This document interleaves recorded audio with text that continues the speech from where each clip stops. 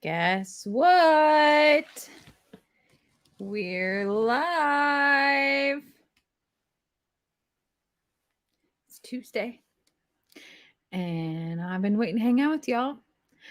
And I know y'all had like extensive time with Lester last week, like 3.5 hours with Lester last week. I am sad to say that I will not be here for 3.5 hours with y'all tonight because I won't make it that long. Who can talk that long? That's what I need to know. Who can talk for 3.5 hours straight?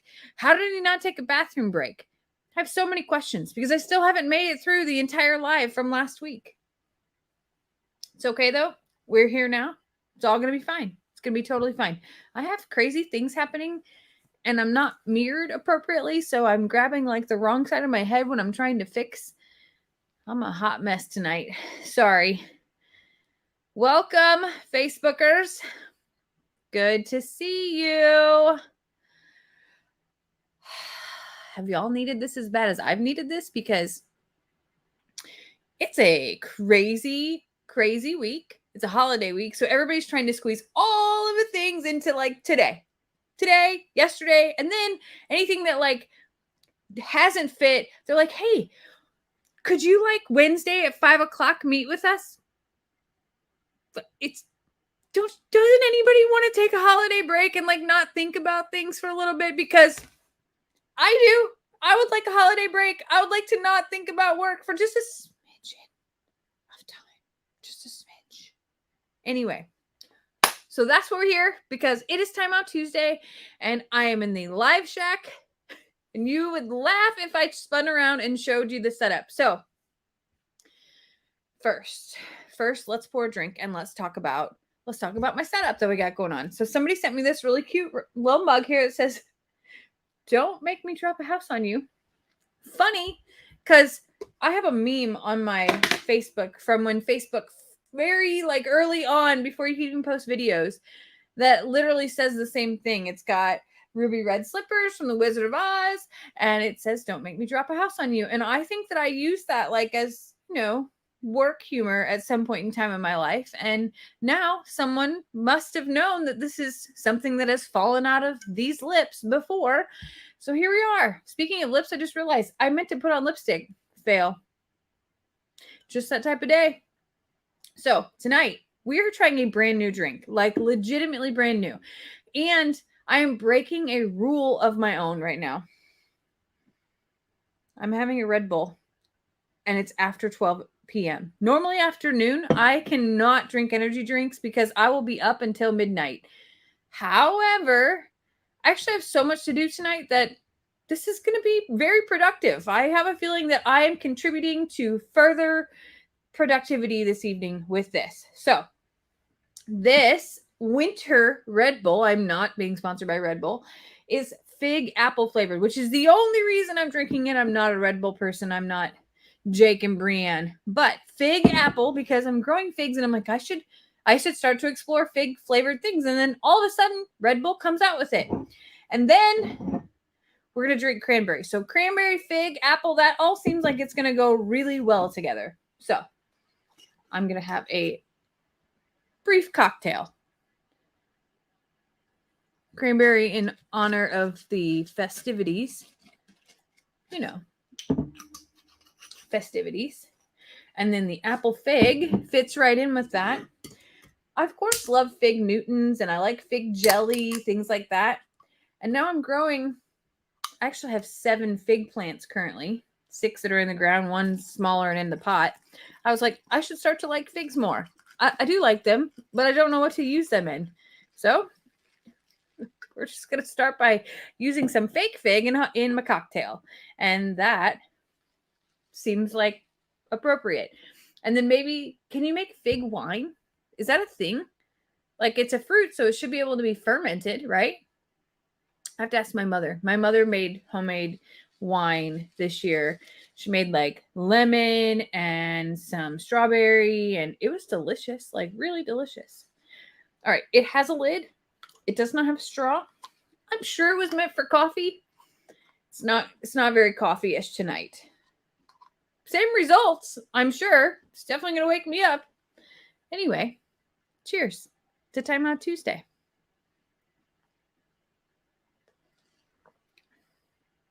That's surprisingly terrific. It has like, the apple gives it like a spice, like, and then the cream. Oh, yeah, I'm a fan. This is a very wintry drink. Big fan. Probably can't drink it very often after 5 p.m., but it's fine. It'll be fine. It's going to create the balance of, normally after I'm done with Timeout Tuesday, I want to go take a bath and relax and unwind. Makes, watch it over a little bit, watch some comments and that type of thing. But tonight, nope, the Red Bull is going to totally balance out my whole like desire to just turn it off, and I'm going to keep going. Yeah, that's what's going to happen. So one more time. Cheers. Yeah, that's good. I like it. Okay. So my shit show thing that's happening right now, something that I learned tonight that I did not know until roughly 5:59-ish p.m. is that this computer was not charged. Fine, no big deal. There's an outlet here. And then I have a ring light, which is necessary because otherwise I look like I've got black eyes, which I probably do, but this light helps me not have it. And then it's also 50 degrees in here. So I needed 3 outlets, and it turns out there's only 2. So I had to prop the bathroom door open in the Live Shack, then plug in the heater in the bathroom, which is the other outlet that's nearest here. And the heater is sitting on the toilet. It's a tiny little mini space heater. That's all we use to heat in here because it stays otherwise fine. We don't turn on. There actually is a big furnace. We don't like to turn that on because it uses a lot of propane. And it's not necessarily to like crank it all the way up. At night, we get in the covers here and everything's fine, but it is chilly after not having anything on and just not being here. So I have the heater sitting on the toilet, propped up because the cord isn't quite long enough by a stack of toilet paper. Don't worry, it's not touching. It has little leggy thingies that are in there. And then I have my computer and everything else plugged in, completely appropriate. But I had to prop the bathroom door open with another bottle of liquor because we don't have anything. Yeah. So, it's fine. It'll be fine. There is a fireplace in here. I have never kicked it on yet. I know that it does work and it does produce heat, but again, it uses propane, and I don't know. I'm not that cold that I feel like I need to heat up the whole dang place. That little $10 space heater that literally looks like this. It looks like a robot kind of. It works just fine. Oh, Lester says that it's not. It's just for looks. Okay. So anyway, it's on. It's perfect. It'll be fine. It's totally fine. It is not the first time that I have ragtagged something together. I can tell you that. And I did it all in roughly 37 seconds because that is typically how Tuesday nights go. How do I say this? I am cheating this year for Thanksgiving. It is just Lester and I for Thanksgiving Day. And last year I cooked this gigantic meal because all the kids were going to be there and it was going to be a big deal. And no one came. They all ended up doing other things with family and whatnot. So this year I learned that HEB, which I still have yet to step foot in. I just saw a little ad pop up and it said HEB has holiday dinners that all you have to do is reheat. And I went, yes, please. That sounds like it's for me and Lester, because the other option at this point is Denny's or frozen burritos. And you gotta, like, I like the tradition of it and I love to cook, but it's a whole lot of work for just the two of us. So I ordered this really cute little meal kit from HEB. And right before we got here this evening, we were at I'm a Survivor this afternoon doing the chores there. I finished working. We popped down to the HEB and picked that up and then hauled back up here to hang out with y'all. And I am really excited because it came in this really neat little box. It's meant for 2 to 4 people. I'm guessing that means that 2 people who eat normal we don't measure our portion sizes, and it's a grazing kind of a day for us. So it came with 4 sides. It came with rolls, and I'm excited about that. So that's popped in the fridge and will be ready for us for Thanksgiving. So and somebody says Cracker Barrel does the same thing. That's I had no idea.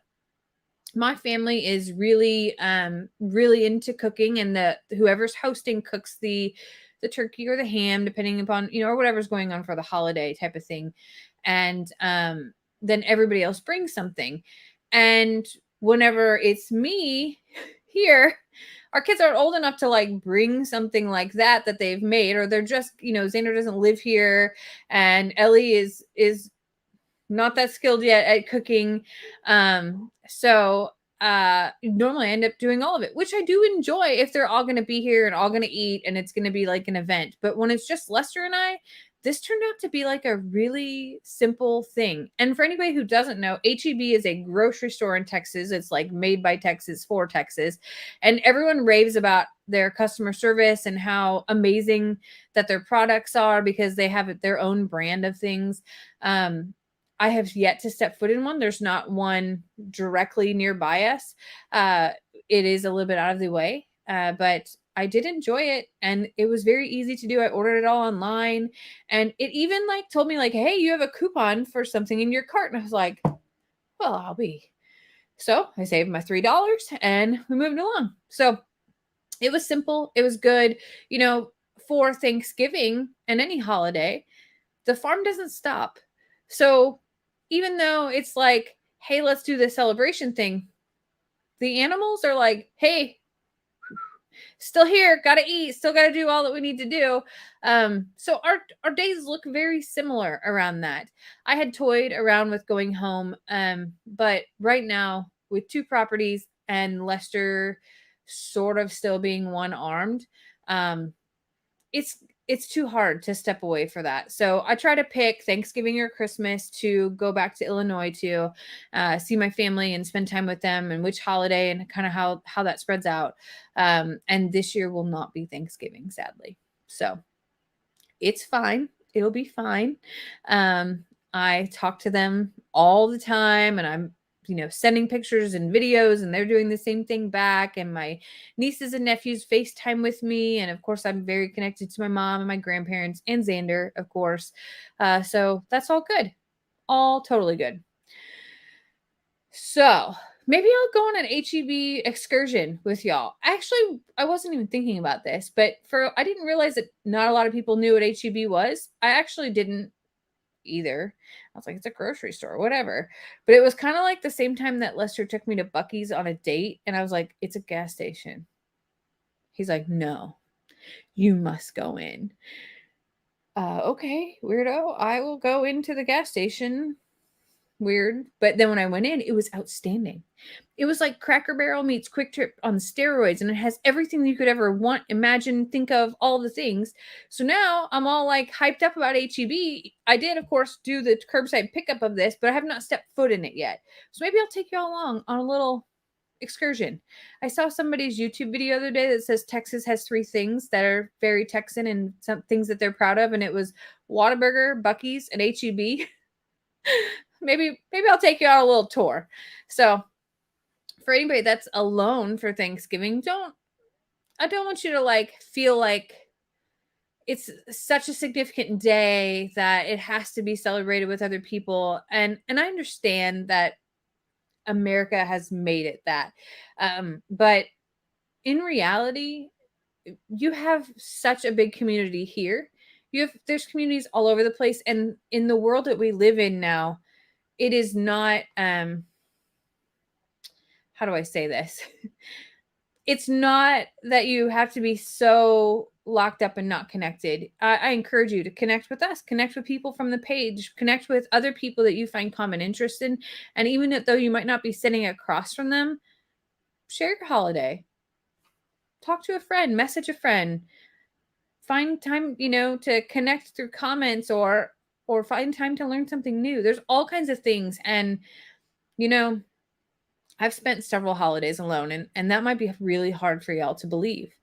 I was not going to talk about this today. I don't know where this just kind of came out of nowhere.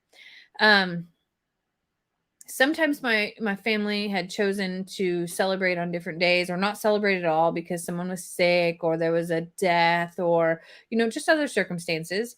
And Xander would be with his dad, and I was single. And all of a sudden I was like, wow. All the people I thought were my friends, all the people that I had given so much of my life to, my time to, all of a sudden was non-existent.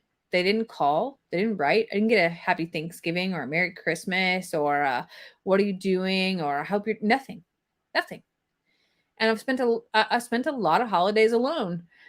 And at first it was kind of like unsettling, like it was the first time or two I was just like, this is weird. This is the, it's a holiday. I've always had someone to connect with or to do something with. But as I grew older, people got married and had families of their own, or people that I thought were important, I wasn't as important to them. And I realized that I needed to embrace the company of myself. And I did that. Sometimes that meant watching something I wanted to watch on TV. Sometimes it meant a 2 or 3 hour bath with a glass of wine or reading magazines or catching up on whatever. Sometimes it meant baking all on my own, dancing in the kitchen. It was me time. And I learned to embrace that. And I encourage everyone to do that because it's a little daunting at first. And it's a little bit like disheartening to think about, like, I'm surrounded by so many people and so many people need me so many other days of the year. And I give so much to not monetarily give. I give so much of myself, to help others and do all these things, whether it be through work or people, connections I'd met. And then all of a sudden I'd be sitting alone. And after a while, I learned to embrace that alone and realize that it is a holiday, but it doesn't have to be celebrated on that holiday. And, it wasn't worth heartache or anything like that. It actually became a time that I embraced and enjoyed. No one from work called. That actually turned out to be a blessing because there were no disasters brewing on that day. No one felt that I needed to be included. And all of a sudden I felt like I could do things for me, which I wasn't used to doing. So again, if you're alone, it's okay. It's totally okay to be alone and to embrace and do exactly what you want to do and not worry about pleasing another soul. And for women, that's hard. That is a really hard thing to grasp. And I'm aware of that. And it does take time to get into it. But once you do it, you're going to kind of love it. I'm just going to tell you. Okay. That was much differently than what I anticipated going down.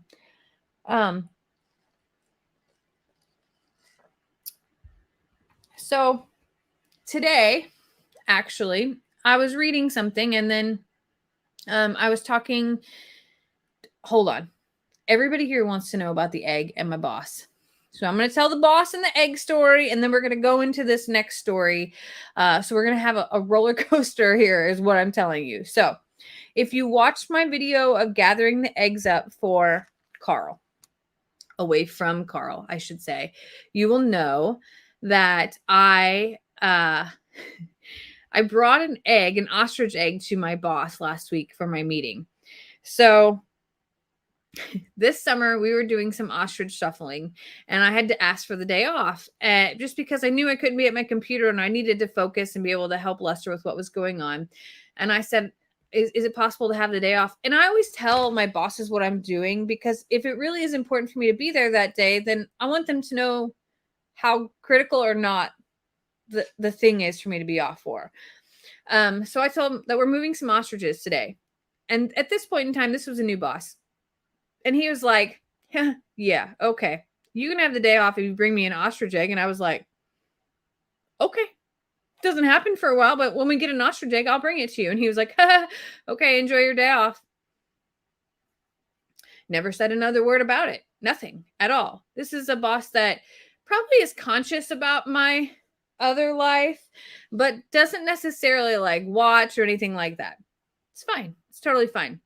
So last week was a meeting in person with quite a few people. And it was, a lot of executives, and it was a professional meeting. So it was the perfect time to deliver the egg, of course. So here I am getting the eggs out of the pasture, and I'm like, I have to polish this one. I have to make it look, like it hasn't rolled in the mud like it really did. And I I left here at like 5 o'clock in the morning, and here I have gift wrapped this ostrich egg. So I bring it into the meeting, and I'm one of the first ones there, and I hand it to him, and he's like, "What's this for?" And I was like, "Oh, you'll see." So he puts it down. He's going back to greeting other people. Everything's fine. I see him in the beginning of the meeting when everybody's sitting down. I see him sort of peek inside and go, like, he's so like, I can't believe is this real?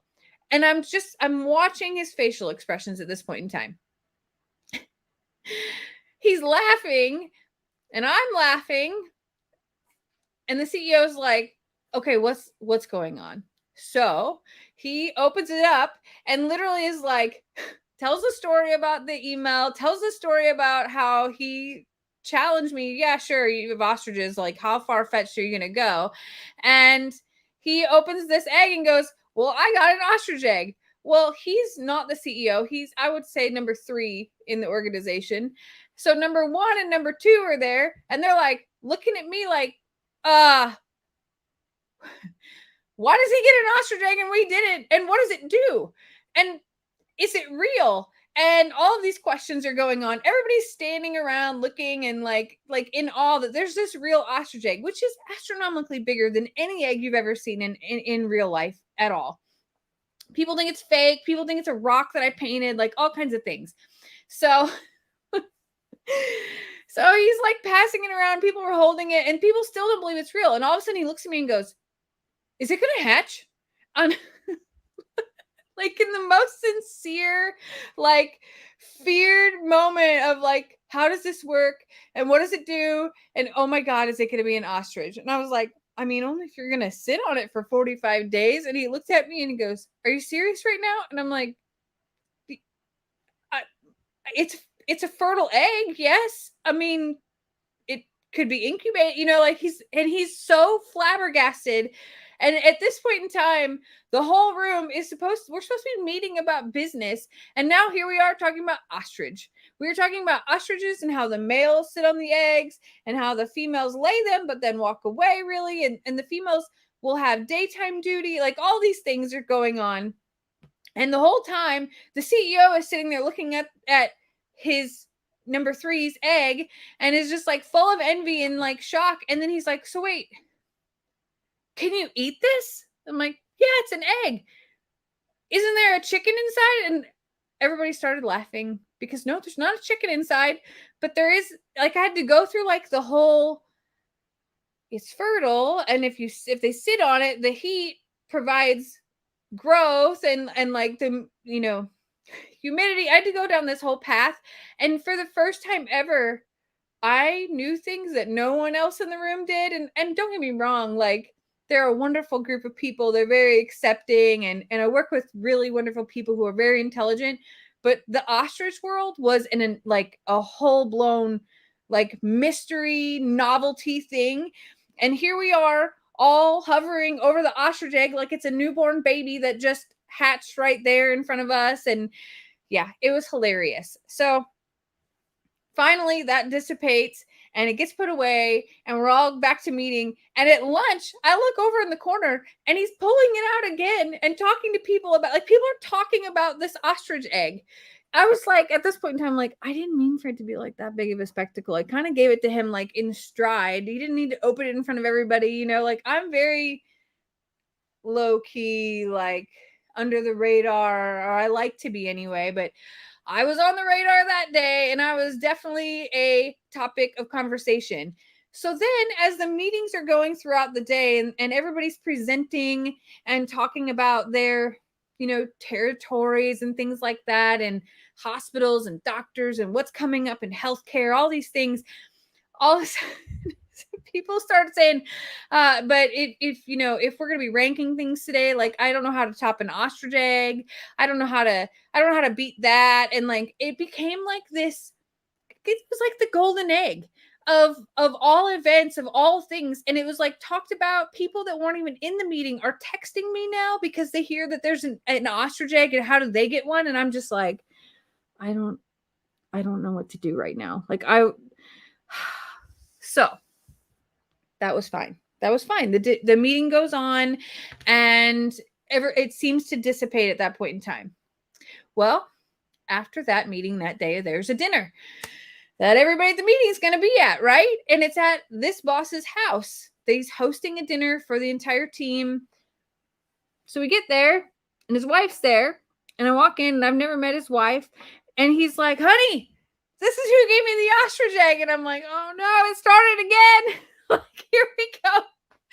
So now the people that are catering the dinner are also talking about the ostrich egg, and it's being passed around like it's literally the newborn baby at the family event, and everybody's like rubbing it and like worried about scratching it. They're wanting to listen to it now. And here we go again with ostrich story time, where everybody's all ears. And that is where I had to tell this like confession about, I was at dinner with y'all 2 weeks ago, some of you, and I went back and I was telling my social media family and friends about my dinner event and how all the stories just kept coming back to me, and how Lester kindly referenced that I was the schmuck and that this was a dinner for schmucks. So I looked at all of them and I'm like, I just want to know, am I the schmuck again? Like, is this happening again? Am I the continual dinner for schmucks? And they all started laughing. And no one answered. There was silence. And I'm pretty sure that I am indeed the schmuck. But it's okay. It's going to be fine because I keep getting invited back. So whatever. He did message and say that he ate it and that it was delicious and they loved it. But he did Google to verify everything that I said first, because he's like, it's not that I don't trust you. It's just that it was so, I just never heard of it before. So yeah, I'm the schmuck at work, and they keep inviting me back. So don't know how I'm going to one up, but I'm just going to keep on being me. And I guess next time I got to bring more ostrich eggs. So guess we'll see how that goes. Anyway, it was a really good time. It was a productive meeting. I missed y'all last week. I got back and Lester was still live. I was in the garage building my video as he is still finishing up, because I couldn't come in and use the internet because he was on live. So I'm out there just trying to build my video and get it all ready. And I'm thinking to myself, like, he surely has to be done. How has he not used the restroom? How has he not even stood up or anything? He just kept on going. 3.5 hours of a live last week, Tuesday. So yeah, kind of crazy. Somebody says, bring an ostrich to the next one. Bring a baby ostrich to the next one. Oh, I'm going to top that. Out of that meeting, they asked if we could host the next quarterly meeting at the farm. Can you imagine a bunch of business suit people coming out to hang out at the farm for a day? Yeah, that's the ask right now. I'm like, I got to talk to Lester about that, because that makes us both schmucks. Like, I'm not real sure how that's going to go. But anyway, it was really good. It was a fun topic. And as I think about it, I'm like, I don't know how it would have went if I didn't bring an ostrich egg. So not real sure how the next one will go, but we will see. Okay. I gotta have a drink, y'all. That was a lot of talking.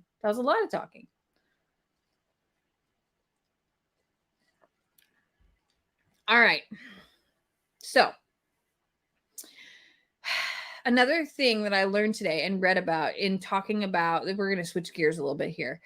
I was really talking about Lester's arm, because everybody at work, when I haven't talked to them in a while, ask about how Lester is, how his arm is. Like, they know that it's been a shuffle and a juggle and a lot of things that, that he was able to do before him, I help with, or, it's just a different dynamic right now. And they mentioned that their wife went through a similar event that was traumatic. It was involved, they were a nurse. It was a something that happened with a patient where she ended up breaking her arm and being stuck in the ICU for 2 weeks with compartment syndrome, and that the EMT that helped her recommended some therapy for trauma, and not physical therapy, but mental therapy, mental health therapy, for trauma. And I got to thinking about that, and um, not that Lester needs therapy or anything like that, but it really was a traumatic event. And that I started thinking about other people and about how while the injury itself is something and it's physical pain, the mental side of that and the inability to do the things that you were able to do before, whether it's an illness that caused it or an injury like Lester has or like she had, stepping out of your life and having to relearn or to not be capable of and due to trauma is real and could be even more impactful than the physical pain itself. And I was talking to Lester about it on the way over here, and he goes, "You should really talk about that. You should really, um, you should make sure that you mention that on Timeout Tuesday. That there are a lot of people who may not know that that's really a big part of their healing journey as well, and that it might not be professional, trauma therapy that you seek out, but to make sure that you understand that PTSD is real and that traumatic events have really long-term effects on people. And if it's not you that has gone through something, maybe it's your partner or maybe it's your kids or your parents or people in general, and how it changed them. And I think really my message is to just be conscious of that. And if it is you, and I'll be the first to tell you, I've had several traumatic events, and I have been to therapy, and I've worked through several things. Could I use more? I always say yes. Yes, I could. And I'm not very good at asking for that help or seeking that help. I find a lot of therapy in our friendship, and in the video building process, and in of course, the animals and the work outside, especially gardening. And believe it or not, building fences, that's my therapy. That is where I find myself sort of letting it all out. When I talk to you about doing that breath work, same thing. So I just want to make sure that it's a call out for me to say that if you didn't know, or if maybe it's something that happened to you and you just couldn't understand why, you just haven't felt better yet, maybe that's why. And don't be afraid to ask for help.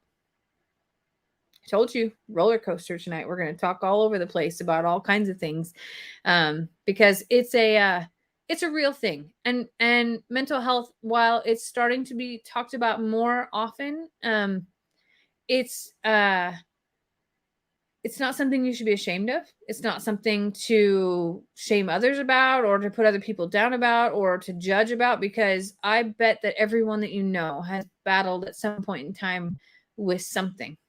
And, the more that we talk about it, the more normal it becomes. And it's okay to not be okay. And it's okay to say that you're not okay. And it's okay to ask for help. And that is a out loud reminder to myself as well. All right. Told you, a lot going on tonight. Absolutely a lot going on tonight.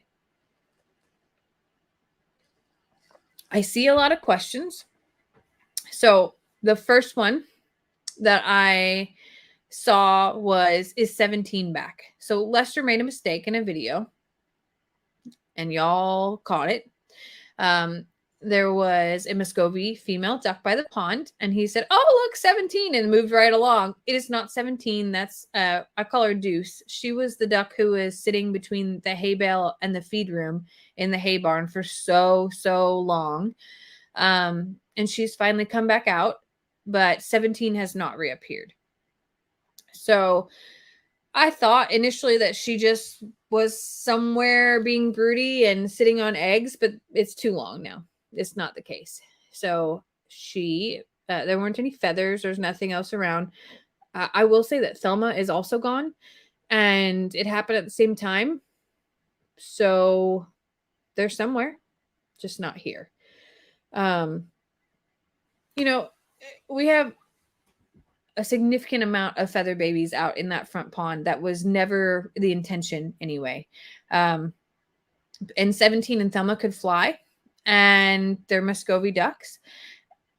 There are probably 8 ponds total on Morrow Hill. And some of them don't belong to the Morrow. Some belong to the adjoining properties. We call it Morrow Hill. It's the corner. It's the corner of the area of land. And it was original Morrow land. So I call all of that part of Morrow land. But there are at least 8 ponds. And I wouldn't be surprised if they decided to go have babies and raise them over there. In fact, Louise did that and came back an entire season later. So who knows what will happen? And we'll just see. Xander is FaceTiming me right now. Not now, son. Not now. Turn on your live. So the other animals that some people have asked about, not necessarily in this live, but were Kate and Goldie. So I also thought that Kate and Goldie were in the hay being broody, and they are nowhere to be found. It's been way too long. They're not smashed in any hay. We've pulled it all apart, anything like that. I am wondering if they made their way over to maybe Joanne's area, to, their old barn, things like that. And when we had a predator issue, we found our animals not dead. We found our animals roosting and nesting elsewhere because the predators knew their spots. So we haven't seen them. Those two make me the most sad, especially Goldie. She's been with me the longest.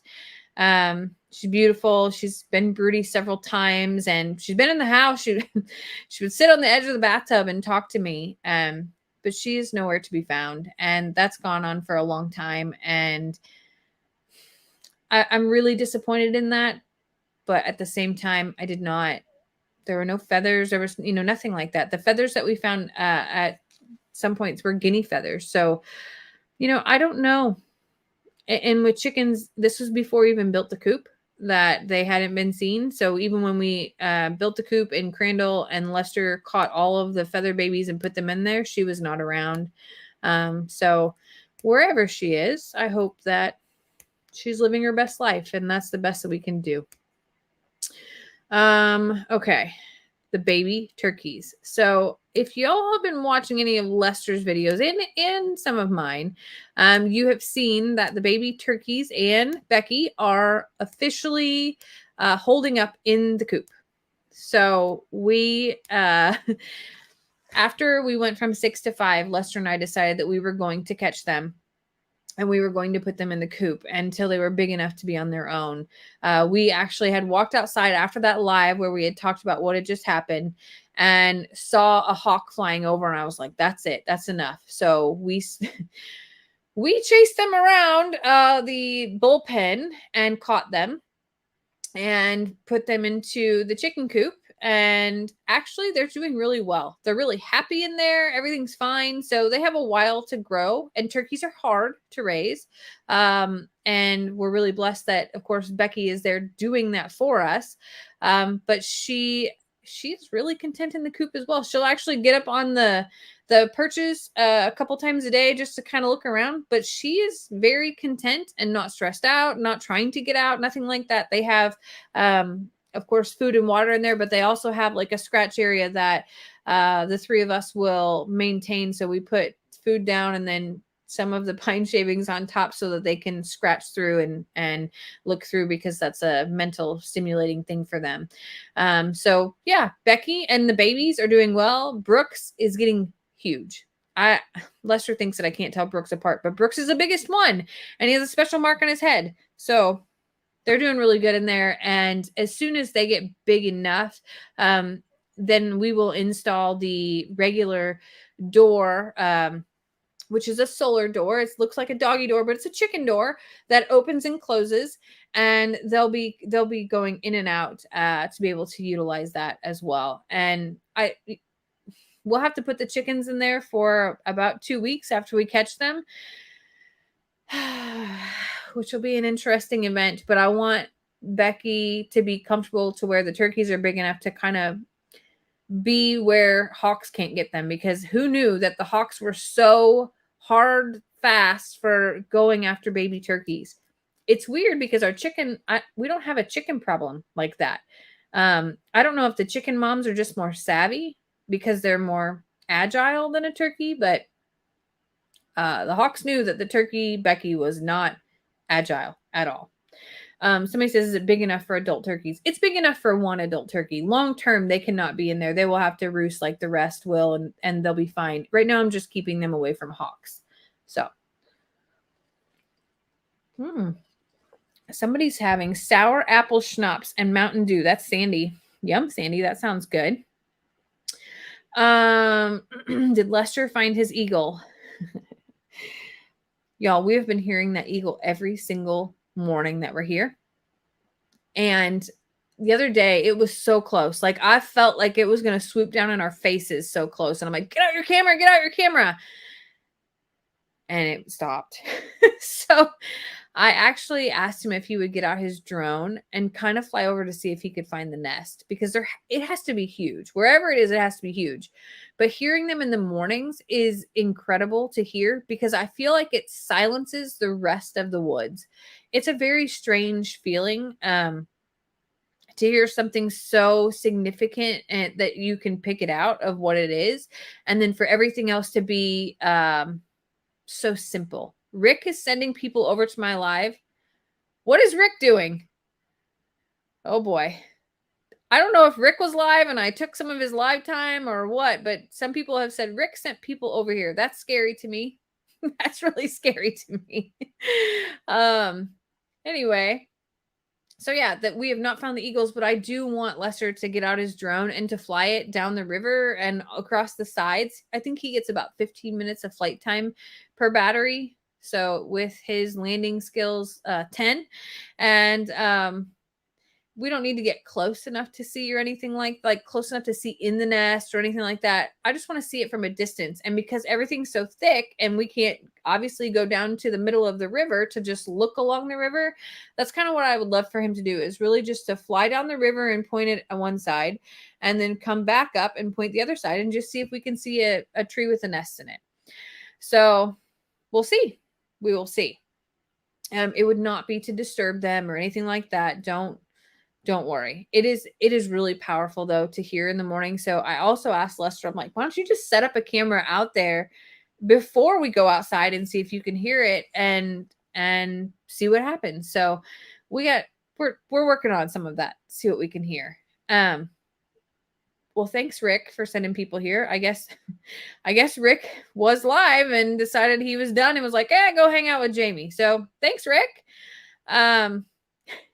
Rick Gore, I have to tell you, the first time that he made a video of our videos, I hated his guts.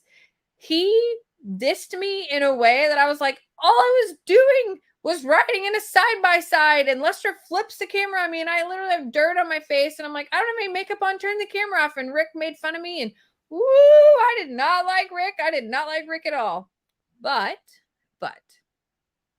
of course, I got to know Rick a little bit better. He apologized. He apologized for being so mansplaining and, Rick-like. And we got to know Rick very well. And Rick has turned out to be a great friend of ours and asset. And I love to give him a hard time just as much as he loves to give us a hard time. So he has turned out to be a really good friend. I would love to meet him in person, have him come down and tell us in person all the things that we're doing wrong. Because I've learned a lot from Rick, and I know that a lot of people have as well. So maybe one day. All right. So I got a couple things in the mail that I want to talk about. And this one is so fitting. So this one is quirky and crazy phrases and sayings. Fine. Phrases that we say all the time. But it tells you the meaning or the origin of it. And I thought it was kind of funny because there's some interesting things that are in here. Like, here's one. A mind like a steel trap. Of course, it means be very quick to understand something and have great memory. Did you know, though, that it showed up in 1836 in Davy Crockett's exploits in Texas? It came from 1836. That's crazy. That's crazy. I like the no rest for the wicked. That actually came from the Bible. Who knew? Like things that really do. Like there's nothing in here so far that is something that I don't say. Hell on Wheels. I've said that a time or two. You're off your rocker. I say that often. It's of course used to describe the rocking chair, and it's meant to indicate that you were mentally unstable and you fell from your rocking chair. I use that appropriately. I'll just say that. Gung ho actually comes from military training in 1942. How weird. Anyway, really cool book. I love this. I am a book fan. And Lester got a box of books yesterday, which leads me to my next thing. Lester got a box of books yesterday that he opened on his live that came with 3 letters. Part 1, okay? Part 2, and then potential video questions. And the books that she sent along with it, I don't think Lester realized at first what they were. And I'm watching him stack them up and finish the live, and I'm reading the sides of them from my desk, and I was enamored because the books that she sent were so relative to questions that we have about the land, about the history, about the Native Americans, about the flooding and how Houston was built. And I mean, she took a lot of time to find so much information that you can't even find online. Old books, rare books. So I'm really excited to read those. But she sent over questions about the family and video ideas. And I thought there was another one. Of course, Lester told the story of how he knew that I actually liked him, and how I knew, and then of course how we met and that type of thing. But I thought this was like really neat and well thought out letter and gift, and so much time that she put into all of it. And I plan on reading all of this, but I did need to make a call out about the books and about the video questions and ideas. I love when y'all give me video ideas or suggestions and tell me, hey, can you tell us about this? Or I didn't know about XYZ. I am in the process of putting things on my From Suits to Boots Facebook page, which I initially didn't. Initially created that page kind of just not knowing where I was going and what I was doing, and wanted it as a placeholder so that no one else could have it. And now that I do have it, I've been putting snippets of sort of throwback stuff on it and some real-time things. But I realized very quickly of how many people are following that don't know a lot of the history. So I want to say, if there's something that you don't know or something that you have questions about, please ask them, leave comments on there, send messages on there, and email me, whatever you need to do, because I would love to be able to tell the stories, and I don't want to bore anyone with the same old stories. But I think there's a lot of legacy that I don't even realize are things that people don't know about. Facebook, when you post a video to Facebook, it's kind of there and you kind of can see it for like 3 days and that's it. It's still there. You have to dig pretty far back and be pretty savvy to go find the old stuff, but it's so long to search for like there's no search engine for Facebook to type in, I want to know about Forrest the donkey. So it's very different from YouTube. So, there's I'm a Survivor Facebook, and then there's From Suits to Boots Facebook, and of course there's Longhorn Lester's Facebook. And we're not trying to divide or create a divide or things like that, but we also know that there are people who like to see certain things or certain styles or on the main I'm a Survivor page, I can't crowd it with all the things that I'm nostalgic about. So I save that all for From Suits to Boots, because I'm a very nostalgic person. I like to reflect on. I like to put myself in deep thinking and think about the what ifs. And I think that the animals that have, blessed us with their time have left a really big impact. And so anyway, I've been sharing some of their stories and just little clips about them, and I kind of think that being able to share some of that is pretty therapeutic for me too. Speaking of therapy, so yeah, From Suits to Boots has its own Facebook page. Nothing will change with YouTube, anything like that. And I'm not going to post my YouTube videos on there or anything, nothing like that. It's really just a spot to kind of look at the old times on for now, and we'll see what happens. Okay, yes, like Journey. Yes, Journey. What a huge impact that she left on all of us. That girl. Don't make me cry. Do not make me cry.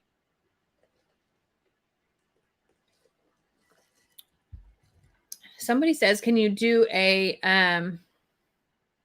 hashtag like Facebook groups do? I don't know. I will have to learn about that. Somebody wants to hear my version of when you two had a new relationship, was going in a romantic direction. I'm a woman, and we know probably sooner than they do because they're not as in tune. When Lester and I first started talking, it really wasn't about anything other than paint colors and simple things. I didn't even know. I mean, I didn't know if I would ever see him again or anything like that after the first time when I volunteered and brought out some supplies and things like that. We exchanged numbers and just kind of thank you. And if you're ever in Houston again, we should grab lunch. And I take those invites, whether it be from a man or a woman, kind of in jest, like, okay, yeah, fine.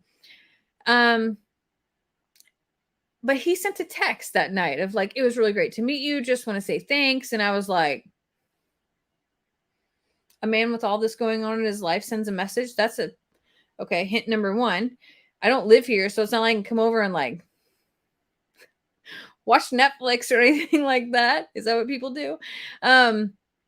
So I felt like he was sort of reaching out to like for connection at that point in time. And then, like I said, the conversations were like paint colors. Where should I hang this mirror? And oh my God, I picked out the wrong rug color. And he was coaching football, and he sent me this video, and I would love to go back and find it because I've today still never deleted our original messenger conversations that we had. He was coaching football and in Lester Morrow emotional fashion, while he's whatever's going on, he yells out something. He sent me a video clip of this. Like, he filmed all of the events or whatever, and he sends me this little clip where he is yelling and he calls somebody a dummy. It wasn't a student. I actually think it was a ref or something along those lines. But he's like, you dummy. Oh my God. Whatever. I'm laughing hysterically at this message that I wake up to the next day because it's him kind of losing it a little bit, but in a very middle school way. And he's like, I think I might get fired today. I think it was the refs. I called the refs dummies. And I was laughing. Whatever. Sounds good, So that was probably like, I don't know, the first time that I kind of thought, hey, he's talking to me about more than just like mundane things. Okay. So he's probably watching this video right now rolling his eyes because to him he was just probably like bored, and that we all see things very differently, and maybe he'll never even admit that maybe he liked me. But anyway, so we were talking about that school stuff, and he's a videoer, right? Everything in his life was video. So he would send me clips of his students in his classroom, sitting around misbehaving or whatever. He was like, yeah, today's a free day. And he would send, like, one day he sent in, somebody brought a spinner and they were like placing it on his bald head and spinning this little thing on it. So that was kind of funny. And I would send him video of the sky because I was getting on an airplane to go travel for work, or some crazy thing I saw at the airport, or he'd be like, where in the world is Jamie Walker today, type of thing. So there was a lot of those conversations, and I never felt like I was chasing the conversation, if that makes any sense. I always felt like he was reaching out, and I was kind of like, uh, so as we were talking and decided to go ahead and meet and have lunch, he showed up, and I will tease him about this like till the day that we die. He showed up in like a cheerleader tracksuit, like a man's cheerleader Adidas tracksuit. It was just a lunch date type of thing, but he pointed it out. He's like, don't make fun of my cheerleader jumpsuit. I would have never thought anything of it until he said it. And now I can never hang it up again because he really did look like a cheerleader, like he was wearing a man's cheerleader uniform. So that's been a joke for a long time, but we sat and had a drink and ate, and then he asked if I wanted to come and see Plum Grove, and I did. And it's kind of funny, I left this part out.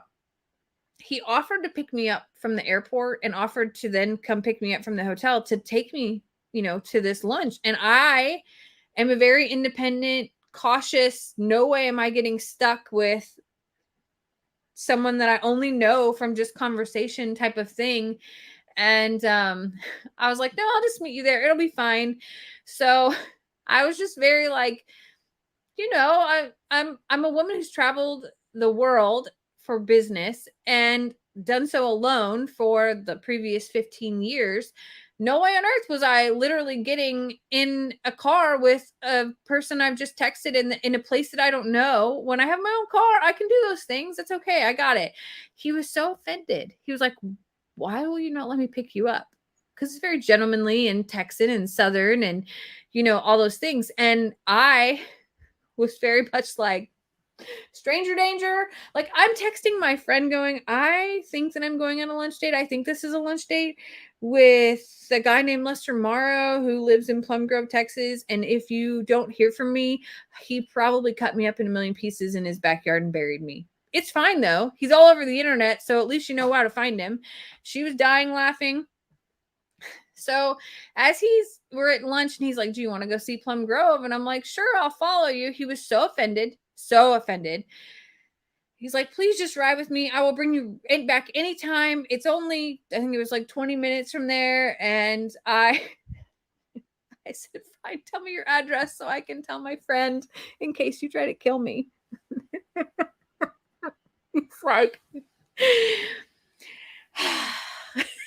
He's like, I mean, you can drive if you want to. I think I really freaked him out in that moment. But whatever. I ended up riding with him. My friend laughed and was like, okay, just turn your location on. That's what you do I'm sorry, man or woman. That's what you should do. You should always protect yourself. I'm sorry. It doesn't matter like what you think, but you have to watch out for you and don't get yourself stuck if you can avoid it at all. So that's what I was trying to do.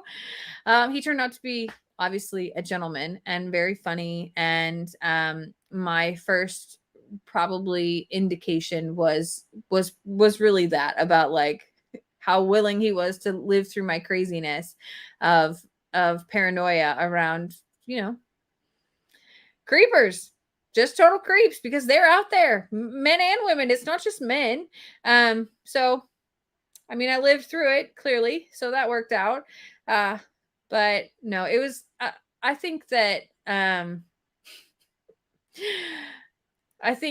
I got a hint a little bit sooner than he felt back, and that it was kind of a bigger deal than not. And there's been roller coasters. You all know, if you've been in any type of serious relationship, there's no like magical fairy tale like you see online. There's no like everything's always perfect, we're always laughing, all of those things. Like, that relationships are work, and that it's actually the hardest job some days, you know, to um to maintain your relationship, but it has to be first. And that's one thing that I can say that we've really worked hard on. And to think back to those very simple days of only knowing what you know and being so cautious and being so scared of like what that person will think or what you're about to see. I think that's more of it too. I think that, you know, we're both older. We've both been married. We had kids already. So you're cautious to an extent, but you know who you are at that point in time.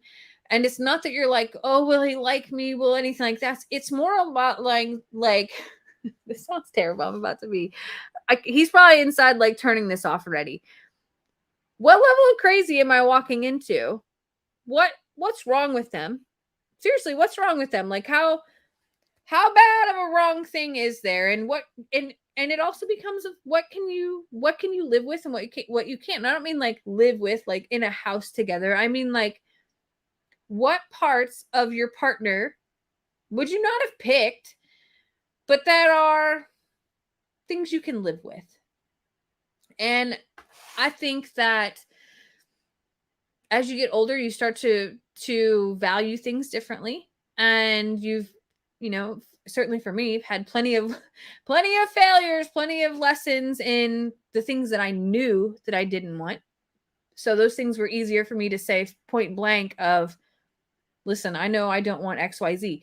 We literally on that first date both said, I don't want any more kids. How weird is that? First date, both of us, something you typically don't talk about on a first date. But I'm like, we might as well just lay it all out. Let's just lay it all out and just talk about it. And we did. And it was fine. I think that it was probably the first relationship where I took that approach with, because let's face it, I'm no spring chicken. I don't like to play games, especially from half a country away at that point in time. Of I have my own career, my own home, my own kid, my own animals, not farm animals, dogs and cat, and my own things. And when you have that, it doesn't even have to be those things, like your own peace of mind about knowing who you are. It's very easy to be able to communicate what you will and won't tolerate and what you do and don't want, and to just sort of rule things out from the beginning. So I obviously didn't weird him out too bad because I'm still here. But it was really it's been an interesting journey, I will say that, because we're the most unsuspecting of couple, I think. I mean, here is someone who's a teacher and a farmer and a country guy who hadn't lived the same experiences that I did or understood my world. Let's be honest, all of his previous relationships were teachers, all of them. So everyone that he had partnerships with, they had a lot in common on that side too. Of course, I didn't know that at the beginning. And I certainly, let's just say I had an array. Okay. Like I think that many of us women we don't have like at least women that I know don't have like a specific type that we stick with like that. I think that's a man thing. I think we're way more about the emotion of it and the connection and the intimacy on a connection level, not a sexual level. And we were really just unsuspecting as far as like, we're half a country away and it was just lunch. It was supposed to be just lunch, y'all. And it wasn't. It was a whole lot more. It was laughing, and for once it was like easy and fun. And even though we both had gone through some pretty serious things in our lives, it wasn't about that. Neither one of us sat there and talked about previous relationships or failures or, you know, any of that. And it was interesting to connect with someone who had no idea about the rest of my life. And when I say that, I mean like didn't understand or know, like, why do you have to travel? What do you do again? What's your title? Why do you do that? Like, there was more conversation than ever before. So, and I think that was maybe from his side too, of like, I don't know what a teacher goes through. I mean, like, I know they have kids, and that I obviously have been a student before, and I have a son who's been a student, but I never understood a lot of his world either. And it made for a lot of interesting conversation. And a lot of it was really looking at how oddly similar our careers were, but totally different paths, and where we were in life, and the things that we eventually talked about overcoming. And here we are. If you would have told me 6 years ago that I would be sitting in an RV on the farm that we own and run, and that today I would have, fed over 150 animals in between Zoom calls, I'd have laughed, hysterically laughed. Or that I'd be gardening and enjoying it. I told someone today that, and this is no joke, I hated lawn work my whole life. Like, it was the number one only chore that I despised. I would have starved in order to pay someone to do my lawn. Seriously. And now I love getting on the lawn more. I love getting my hands in the dirt and gardening and pulling weeds and all the things. I like getting out and cleaning out the stalls. I like cleaning out the barn. I like organizing the barn. I like placing new hay and taking care of the animals in all of the ways. Never in a million years did I think that I would be right here, or that a hurricane would be the reason. Never. But I'm glad that it did, because if Hurricane Harvey didn't happen, I wouldn't be here. Lester and I would not have met had it not been for Hurricane Harvey. And it's a crazy twist of fate that we did. Out of all of the places and all of the people and all the things. And I have to say this with full wholeheartedness. In his coming home video, I never saw a man. I had no idea his name, who he was, anything about him. I just saw someone that was going through heartbreak, and I wanted to help, and my company we wanted to help. It had no other intentions behind it. Not even about meeting anyone, nothing at all. And it was a total twist of fate that all of this happened. And I don't know. It's really wild to retell the story and to really look back, and to think through all of the things that we've been through and how far we've come, and to be sitting here on a live with 4,500 people on a Tuesday night where I make different cocktails every week and have drinks like I'm at happy hour with y'all, but everybody's all over the world. That's so surreal to me. I was so many different things before this. And to think that this is now my life, in addition to all of those other things, is wild. So I have to say that, it's a Thanksgiving week, and I planned on talking about how grateful I am for so many things, but I probably couldn't have summed it all up any better than with how I got here. And I'm going to cry. Dang it.